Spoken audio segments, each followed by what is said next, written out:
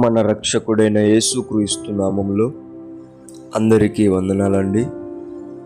ఈరోజు దేవుని మాటలు ఎఫెసీయులకు రాసిన పత్రిక 6వ అధ్యాయము 10వ వచనము.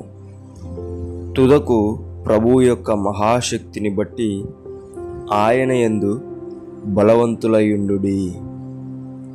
ప్రియమైన దేవుని బిడ్డలారా, మన తండ్రి చెప్తున్నాడు మనతో.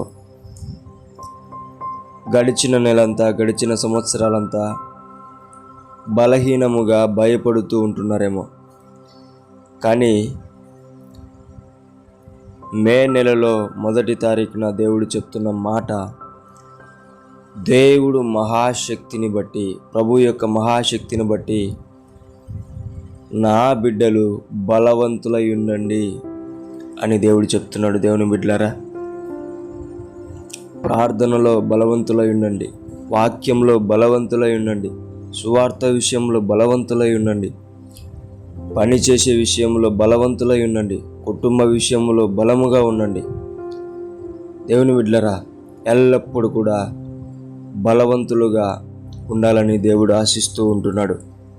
దేవుని బిడ్డలారా, ఈ నెలలో దేవుడిస్తున్న ఈ వాగ్దానము, మనమందరము కూడా బలాన్ని దేవుడు ఇవ్వబోతున్నాడు. ఏ విషయంలో బలహీనంగా ఉంటున్నావో దేవునితో మొర్రపెట్టు. దేవుడు నీకు సమృద్ధిగా బలాన్ని ఇవ్వబోతున్నాడు. బలాన్ని ఇచ్చి ఈ నెలలో నిన్ను గొప్ప చేయబోతున్నాడు. నిన్ను మంచిగా నడిపించబోతూ ఉంటున్నాడు. దేవుని బిడ్డలారా, ప్రభు యొక్క మహాశక్తిని పొందుకొని ప్రతి విషయములో ఆయన యందు బలవంతునిగా ఉండి దేవుడిని మహిమపరచాలని దేవుని పేట మనవి చేసుకుంటున్నాను.